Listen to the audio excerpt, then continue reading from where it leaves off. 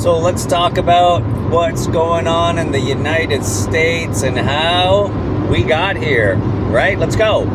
Well, the United States doesn't want to realize that they are in a bit of a pickle. The reason that they are in this pickle is because they don't produce anything. China has been producing everything since the 1980s.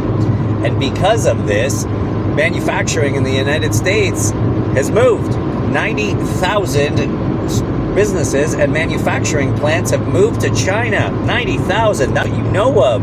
Not the cottage industries, not the small businesses that flew under the radar and didn't pay their taxes or whatnot. I'm talking even more than that.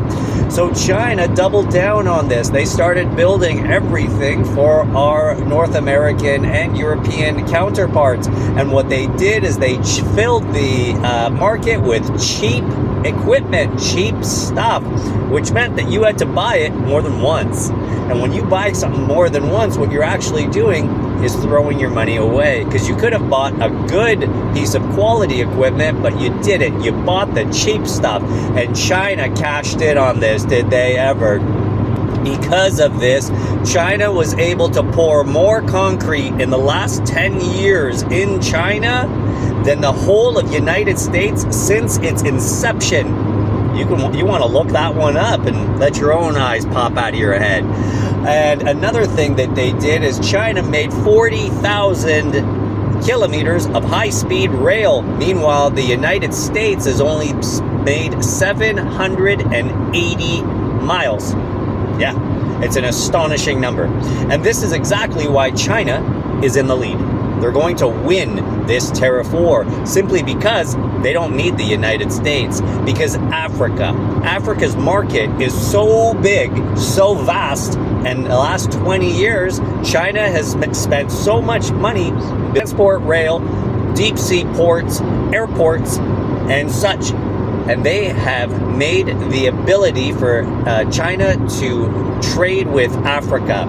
Africa's got more resources than the United States. Easier to get to, more abundant, labor is cheap, and their market is thirsty. They are a developing country, and ever since countries in the African region has gotten rid of France, well, they need a new trading partner, don't they? And China is going to fill that vacuum.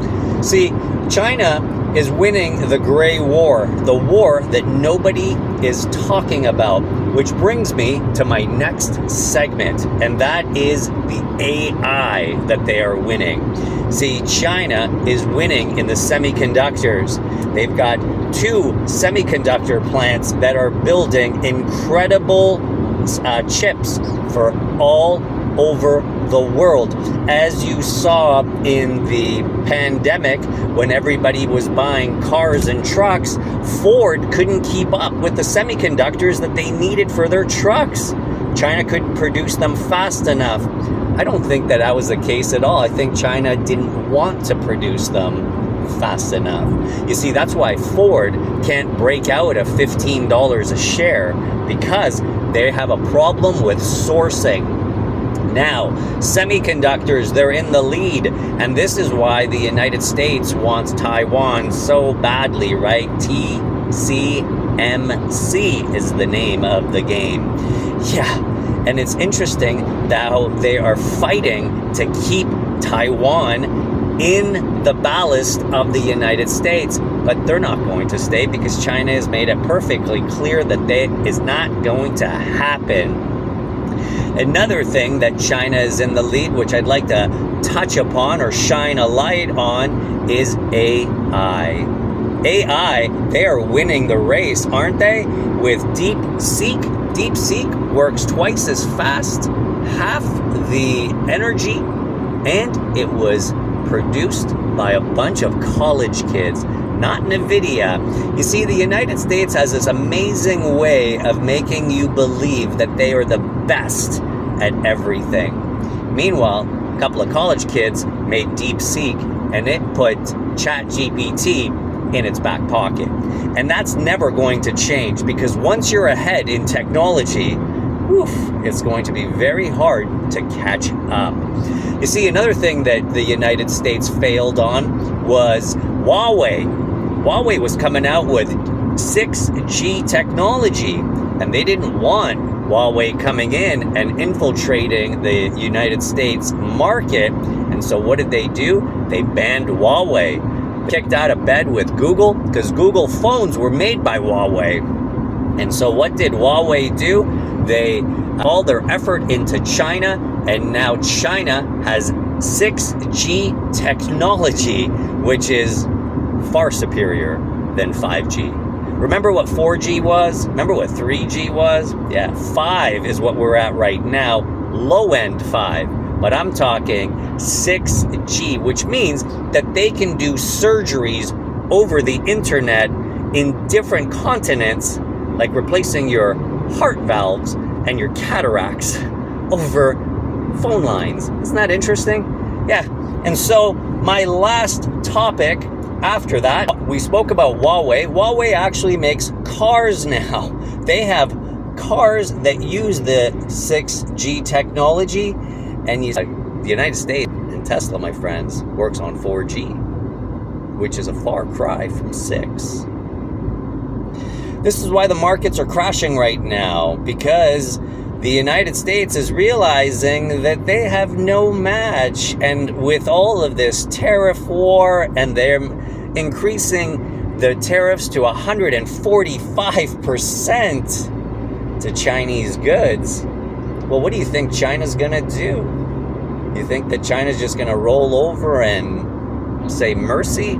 Absolutely not. What's going to happen, my friends, is that China is going to start building factories in the United States and Canada, because they've already brought 330,000 undocumented workers into the United States. They all came through Ecuador, which nobody needs a visa to enter. And from Ecuador, they made it through the Darien Gap, through the Central America, and through Mexico. And now they're on the shores of the United States.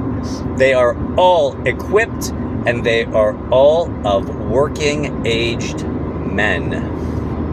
You see, what happened was China knew this was going to happen. It was a very telling sequence of events when the United States started taking all their manufacturing outside of the country. And this was very well received by the companies that moved there, but it was very poorly received by the workers that worked in the factories in the United States. You see, labor is a huge cost of any business. You can only skimp so much on materials. You can only skimp so much on rent. You can only skimp so much on electricity and heat. But the only factor in any business that you can scale really high or low is labor. And that is why we have so many people from all over the world flooding our employment pools right now. And what's happening is driving the cost of labor down. Some people will work below the minimum wage. You see, this is what happened with, I'll give you an example, which brings me to my next point of oil prices. Oil prices are teetering on $60 a barrel, and it is not profitable. If oil hits $51 a barrel, it makes it not profitable to extract oil out of shale. And that's what the United States has. And if you take your eyes and move them to Saudi Arabia, where MBS, remember when Donald Trump was brought into power just a little less than 100 days ago, MBS said $1 billion in the United States. In what? Who knows? But I'll tell you, that's going to be hard pressed, because the price of oil in Saudi Arabia has to be over $90 a barrel. Otherwise, it's not profitable. There's a lot of turmoil going on, and these tariffs have really shaken the core of everything. And what I really want people to understand is the more this tariff news rocks the United States and Canada, what it's going to do is it's going to make institutional investors very scared. And when institutional investors stop investing in the economy, we go into a recession. That's exactly what recession is when there's no more investment in the economy. So everybody, when you hold on to your money and it's in your pocket and you don't spend it, you're not letting the wheels of the economic system spin. And that's the worst possible thing in a fiat system. And everybody knows what the fiat system is. Your money is not tethered to anything. It's unstable. It's not backed by anything, especially not gold. And what brings me to my last point, and that is China has been hoarding gold. Has anybody seen the gold prices? It's hovering above $3,200 spot. Yeah. It is absolutely astonishing how fast gold has taken off because it's a stable currency, and what it does is it's a store of value, and countries like the BRICS are hoarding it.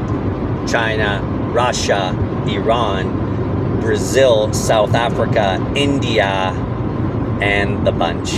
Everybody that wasn't on the list that came to kiss Donald Trump's ass. Remember how he said that? He said the countries were coming to kiss his ass. And China, well, they're not going to blink because China knows that the United States has no manufacturing. Enjoy content like this, please consider subscribing. Thanks for watching.